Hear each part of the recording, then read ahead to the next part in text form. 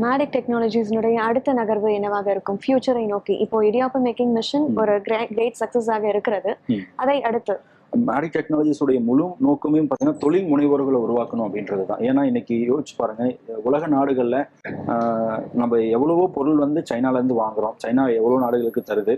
ஆனால் நம்ம இந்தியாவிலேருந்து ஒரு பொருளாவது சைனாக்கு போகுதான்னு யோசிச்சு பார்த்தோம்னா ரொம்ப ரேர் தான். மேபி இந்த ரா மெட்டீரியல் அயன் ராட்ஸ் அந்த மாதிரி சில விஷயங்கள் போகலாம்.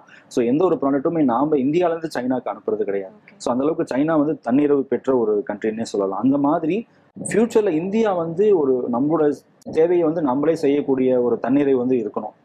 நம்மளோட ப்ராடக்ட் வந்து நம்ம அதுக்கான மேனுஃபேக்சரிங் நம்ம இந்தியாவிலே இருக்கணும். ஸோ அதை நோக்கி எல்லாரும் ஒர்க் பண்ணிட்டு இருக்காங்க, கவர்மெண்ட்டும் ஒர்க் பண்ணிட்டு இருக்காங்க. அதில் நாங்கள் ஒரு சின்ன புள்ளியா இருந்தாலும் எங்களுக்கு ரொம்ப சந்தோஷம். ஸோ இந்தியாவிலே நிறைய தொழில்நுட்பம் உருவாகணும், சிறு குறு தொழில் முனைவர்கள் உருவாகணும். ஸோ வேலைக்கு போகிறது நல்ல விஷயம் தான், அது வந்து படியில் ஏற மாதிரி.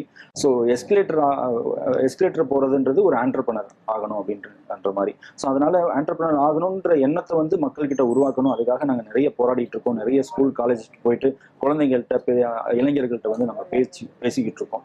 ஸோ தொழில் முனைவோர்கள் ஆகணும் அப்படின்றது தான் மேடிக் டெக்னாலஜிஸோடைய முக்கியமான நோக்கம்.